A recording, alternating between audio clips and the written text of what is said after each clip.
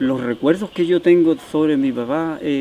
cuando niño, desde 5 o 6 años más o menos, que me empecé yo a tomar conciencia de esto sobre los papás de uno, que lo escuché yo a decir a él que venía la Cora y se venía la reforma agraria. Bueno, uno como niño no entendía mucho, pero con el paso del tiempo estamos claros de lo que ellos decían. Mi papá fue uno de los líderes en cuanto a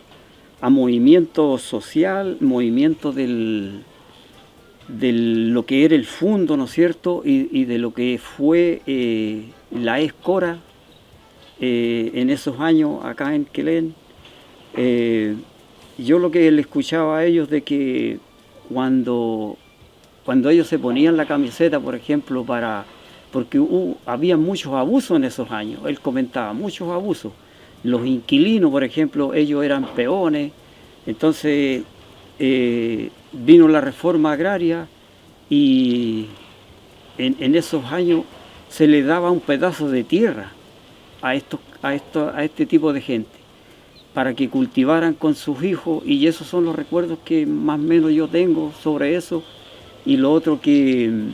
en esos años yo también, cuando ellos iban a grandes reuniones, ¿no es cierto?,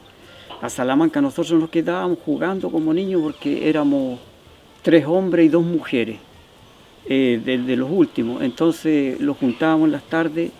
y conversábamos como niños que ¿para dónde andan mis papás? Y el recuerdo que yo tengo, que nosotros mismos los contestábamos a parar la guerra, porque escuchábamos eso de ellos, de que ellos iban a parar la guerra porque si no íbamos a quedar sin tierra. Pero no era la guerra, sino que eran conversaciones, eran peleas muy valiosas que se hacían en esos años, que en este minuto no existen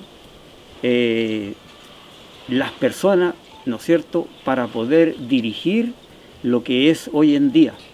Se perdieron valores, se perdió la intención, se perdió la creatividad de las personas. Si en esos años no hubiese habido el golpe de Estado, ¿verdad?, fuéramos unos tremendos líderes, porque ahí fue cuando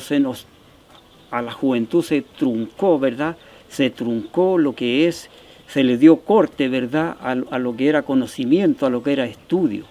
en esos años. Y yo aprendí mucho de mi viejo, porque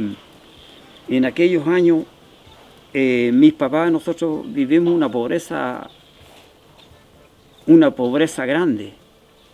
Fueron casi lo mismo que cuenta la historia, ¿verdad?, de que aquí en el valle se vivió una hambruna, se vivieron necesidades muy grandes. Entonces, ¿qué es lo que pasa? Que después nosotros seguimos con la misma historia cuando éramos niños, pero ya éramos libres del yugo que habían en aquellos entonces, cuando eran fundos, ¿no es cierto?, que aquí hubieron fundos de muchos caballeros en esos años,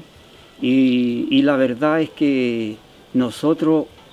pudimos salir de ese yugo a base de la reforma agraria, que la reforma agraria fue una cosa que yo le escuchaba a mi papá, que yo tenía sus 8 años más o menos, que decía de que los gobiernos, por ejemplo, Frei, hubo un gobierno antes de Frei, ¿verdad?, que ideó más o menos la reforma agraria. Después le quedó a Frei, ¿no?, Frei Montalva, ¿verdad?, y él como que la examinó, la llevó a estudio, la llevaron a documentos, y después Allende terminó de redactarla, de hacerla, y después ya pasó lo que pasó con el golpe de Estado. Mi papá tiene una historia muy, llamémosla, a la trágica, una historia muy enfocada en lo que fue, en lo que se vivió la pobreza en aquellos años. Porque yo también eso lo recuerdo, y él los contaba a nosotros. Él no tuvo un papá donde llegaba aquí a la casa y había un pan y había una once. No, él tenía que salir a buscar ese pan y salir a buscar ese azúcar para poder comer, los contaba a nosotros. Lo que yo más recuerdo de él es que el viejo, a pesar de que pasó todo este tipo de problemas, ¿no es cierto? A pesar de eso, fíjese que yo nunca lo vi cabizbajo, nunca lo vi amargado al hombre. Siempre una figura como padre, bien alegre, bien positivo. Él los conversaba, las necesidades que habían en aquellos años, porque mi padre dice que él, a pesar de que tenía 13, 14 años, llegó acá a Quelén porque ellos nació en Illapel, ¿ya? Juan Faría, general por la mamá, ¿no es cierto? Que eran los generales, eran de allá de Illapel, llegaron acá a Quelén y dice que en la pega que él buscó acá, ¿no es cierto? En el asentamiento, y sabe lo que era mi papá, era panadero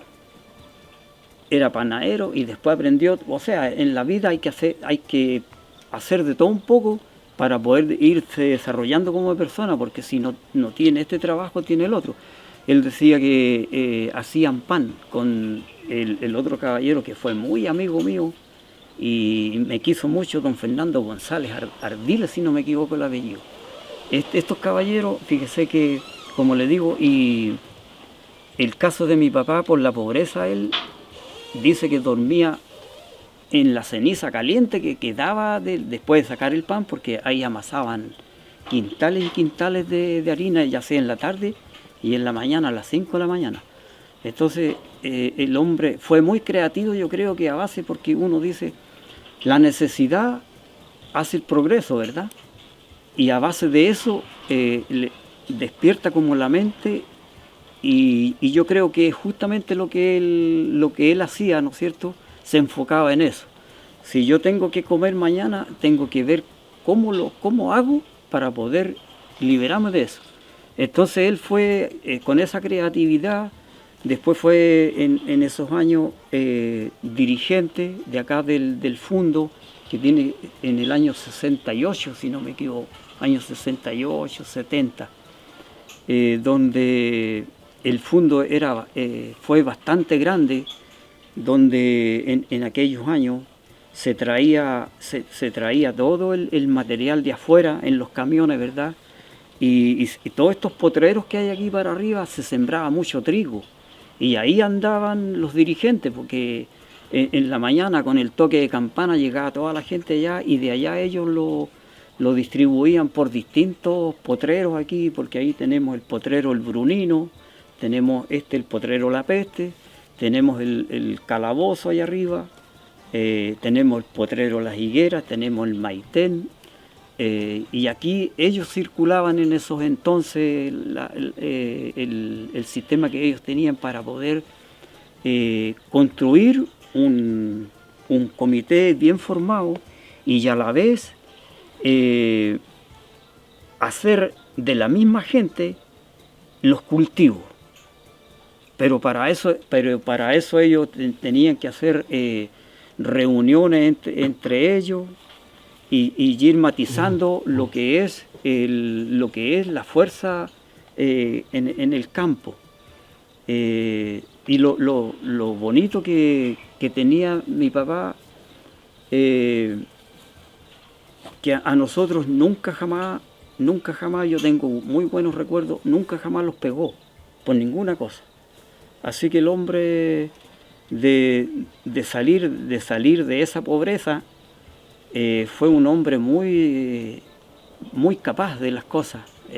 un hombre que todo el mundo aquí en Quelén y afuera lo querían por sus discursos medio, como dice Pedro Carcuro, medio chambonados así, porque en esos tiempos no había nadie que les enseñara una gramática, no había nadie que los aconsejara, oye, esto se dice así, o de dónde saco los recursos yo para tener más conocimiento de lo que realmente se le tiene que decir a una autoridad. En cambio no, nosotros aprendimos eso en la escuela y hoy en día nos damos vuelta y nos enfocamos a eso para poder esperar al alcalde, ¿no es cierto?, al gobernador, ya sea un ministro que aquí han venido, y esa es la parte de mi viejo. A lo que se veía venir de que el campesino tenía que tener su tierra propia para poder desenvolverse como familia. Entonces, lo que yo aprendí de mi viejo fue una cosa que realmente todo lo que yo en este minuto hago, lo hago a base de la creatividad de él, porque yo cuando me fui a estudiar al Politécnico en Illapel, año 75, 76, 77 y 78, fueron 5 años más o menos, aquí en Quelén, todo este tipo de personas, mire, le voy a nombrar, en don Higinio Pizarro, Amadeo Cepeda, Adán Gallardo y mi papá eran unos viejos que eran muy creativos, eran muy habilosos. Y resulta de que ninguno de ellos sabía leer y escribir. Pero ¿qué es lo que pasa? Que la gente, los que venían de Cora, estos caballeros, miraban a la persona por su conocimiento y por su sabiduría. Y de ahí se elegían a ellos como dirigentes. Y yo estando en el Politécnico en aquellos años, me decía mi papá, oye Chanito, porque el apodo, el sobrenombre que llevo yo aquí en Quelén cuando niño, es Chano. Entonces, ¿qué es lo que pasa? Que si me pedía él, oye Chanito, mira, el día miércoles pídele permiso al profesor para que me acompañe a la gobernación a conversar con él y llévate un cuadernito para que me hagáis las actas. Y yo tengo todos esos recuerdos y más o menos desde ese minuto yo aprendí a ennebrar la aguja, como se dice en la senda de lo que es de ser una persona, ¿no es cierto?, de irme preparando para posteriormente ser dirigente, y desde los 15 años más o menos he sido dirigente ya juvenil, club deportivo, juntas de vecinos, y hoy en día como dirigente de los derechos que los dejó la reforma agraria de Campos y Cordillera. En este minuto yo soy el tesorero de acá de los 44 derechos que nos dejaron. Y eso fue lo que más o menos yo aprendí de mi viejo, fuera de todo lo que me enseñó el cultivo de las plantas, ¿no es cierto?, del cuidado que hay que tener. Lo otro es por ejemplo, el vino que yo estoy en este minuto haciendo del año 2011 en adelante, lo aprendí de él cuando él, en esos tiempos, ellos aprendieron con la gente que traían de afuera a hacer la chicha, a hacer el chacolo, a hacer licores, y eso. Lo que pasa es que la reforma agraria venía con distintas aristas, y una de las aristas es como educar al pueblo campesino, educarlo en el sentido de que cambiáramos una trayectoria, ¿verdad?, de poder enfocarlos, ¿no es cierto?, los mismos personeros que venían de la reforma agraria. Ellos, fue una cosa grande, porque mi papá los decía que ellos pasaban en reuniones, ya sea del punto de vista en educación, salud y vivienda, donde el campesino viviera dignamente, se podría vivir con la familia dignamente, y eso también son valores que con la implementación de la reforma agraria se llevó a cabo muchas cosas, porque yo me recuerdo que ahí empezaron a llegar los paramédicos, que aquí fue, si no me equivoco, Ramírez, fue uno de los segundos paramédicos que tuvo el fondo del asentamiento en aquellos tiempos, y la escuela, la escuela antiguamente era una escuela de adobe, ¿no es cierto?, con techo de tejas que venían del sur,